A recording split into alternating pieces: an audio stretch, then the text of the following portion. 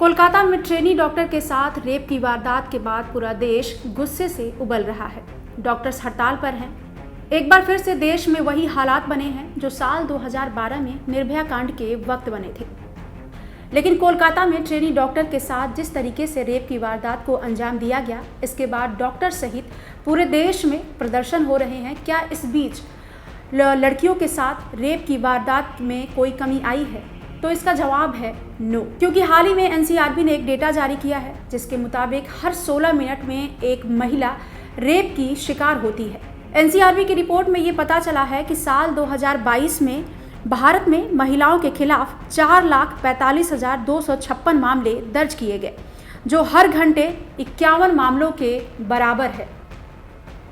NCRB के इन आंकड़ों से ये साफ होता है कि महिलाओं के खिलाफ हो रहे इन अपराधों में न्यायिक प्रक्रिया भी बहुत हद तक जिम्मेदार है, क्योंकि इसमें काफ़ी देरी होती है और इसके अलावा सज़ा की दर भी बेहद कम है। इस स्थिति को सुधारने के लिए पुलिस और न्यायिक तंत्र को एक साथ मिलकर काम करने की ज़रूरत है। यही वो वजह है जिसके बाद महिलाओं के खिलाफ हो रहे अपराधों में थोड़ी बहुत कमी तो आ सकती है। अगर बात करें राज्यों की, तो इंडिया में कई ऐसे राज्य हैं जहां पर महिलाओं के खिलाफ गंभीर अपराध के मामले सामने आते हैं। इनमें रेप की जो वारदात है, इसके बारे में हम आपको बताने वाले हैं। इसमें राजस्थान 5,399 मामलों के साथ नंबर 1 पर है। इसके बाद उत्तर प्रदेश आता है जहां पर 3,690 रेप के मामले दर्ज हुए हैं।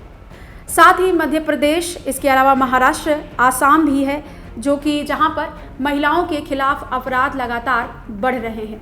आपको बता दें कि एनसीआरबी ने इसके अलावा ये भी कहा है कि महिलाओं के खिलाफ जो अपराध होते हैं, इसकी सबसे बड़ी वजह है आपराधिक मामलों में पति या उनके रिश्तेदारों द्वारा क्रूरता, महिलाओं का अपहरण और जबरन ले जाना, महिलाओं पर हमले और बलात्कार जैसे मामलों की सबसे बड़ी हिस्सेदारी है। आपको बता दें कि 9 अगस्त को कोलकाता में ट्रेनी डॉक्टर के साथ रेप जैसी घिनौनी वारदात को अंजाम दिया गया। जब यहाँ पर रेप की बात सामने आई, सुबह जब ट्रेनी डॉक्टर की लाश मिली, तो इस दौरान यहाँ पर जो हॉस्पिटल के जो प्रिंसिपल हैं, इन्होंने कोई कार्रवाई करने से पहले सबसे पहले एक मीटिंग बुलाई। इसके बाद ही इन्होंने पुलिस को जानकारी दी। इसके बाद फिर जो पीड़िता के माता पिता थे, इन्हें ये जानकारी दी गई कि उनकी बेटी ने आत्महत्या कर ली है, जबकि पीड़िता के शरीर पर मिले जख्म ये बता रहे थे कि उसके साथ गलत हुआ है, उसके साथ रेप किया गया है, क्योंकि पीड़िता के शरीर पर जख्म नज़र आ रहे थे। लेकिन फिर भी हॉस्पिटल के जो बड़े अधिकारी हैं, इन्होंने इस कांड पर पर्दा डालने की पूरी कोशिश की। फिलहाल सीबीआई के पास ये मामला पहुंच चुका है और सीबीआई इस मामले की जांच में जुटी हुई है। सीबीआई के रडार पर हैं हॉस्पिटल के पूर्व प्रिंसिपल संदीप घोष, जिनके साथ लगातार सीबीआई की पूछताछ चल रही है, क्योंकि संदीप घोष लगातार यही बोल रहे थे कि पीड़िता उनकी बेटी जैसी है, और इस दौरान उन्होंने पीड़िता के नाम का खुलासा भी किया। काफ़ी गंभीर उन पर आरोप लगे, जिसके बाद वो काफ़ी दबाव में आए और इस घटना के 4 दिन के बाद उन्होंने अपने पद से इस्तीफा दिया। इससे पहले भी संदीप घोष कई बार विवादों में रह चुके हैं। फिलहाल सीबीआई इस मामले की जांच कर रही है, लेकिन इसी बीच एनसीआरबी ने अपना डाटा जारी किया है, जिसके बाद महिलाओं की जो सुरक्षा है, महिलाओं पर जो हत्या और उनके साथ जो रेप जैसी वारदात सामने आ रही है, इसके बारे में ये जो डेटा है, ये साफ साफ दिखा रहा है कि इंडिया में महिलाएं कितनी सुरक्षित हैं।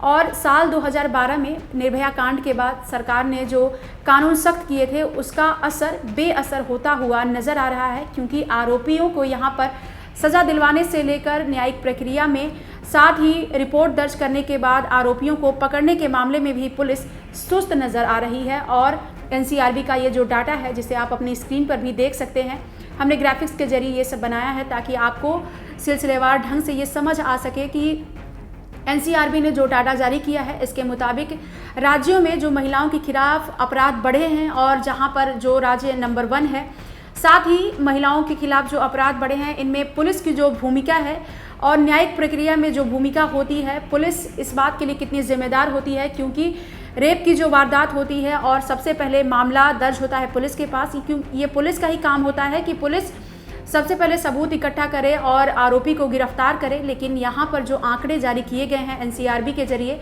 यहाँ पर आप देख सकते हैं कि कई मामलों में पुलिस विफल रही है आरोपी को गिरफ्तार करने में, साथ ही सबूत जुटाने में, जिसकी वजह से आरोपी सालों साल पुलिस की गिरफ्त से बाहर रहते हैं और ये मामला भी बेहद सुस्त हो जाता है कोर्ट तक पहुंचते पहुंचते, जिसके बाद अपराधी आज़ाद हो जाता है और एक बार फिर से वो कई घिनौनी अपराधों को अंजाम दे सकता है, जिसके बारे में कोर्ट ने कई बार चिंता भी जताई है और आरोपियों को गिरफ्तार करने के लिए पुलिस को सख्ती से कार्रवाई करने का निर्देश भी दिया है। लेकिन पुलिस के ढुलबुल रवैये की वजह से कई बार आरोपी बच निकलते हैं। फिलहाल एनसीआरबी का ये जो डेटा आया है, इसके बाद देश में महिलाओं की सुरक्षा पर कई सवाल उठते नजर आ रहे हैं, जिसमें केंद्र सरकार से लेकर राज्य सरकार तक सवालों के घेरे में है, क्योंकि पुलिस इनके अंडर आती है और पुलिस की कार्रवाई ना के बराबर है। फिलहाल एनसीआरबी ने जो डेटा जारी किया है, अब देखना यह है कि इसके बाद सरकार कौन सा कदम उठाती है जिसके बाद महिलाओं की सुरक्षा सुनिश्चित की जा सके। फिलहाल इस खबर में इतना ही। देखते रहिए क्राइम तक।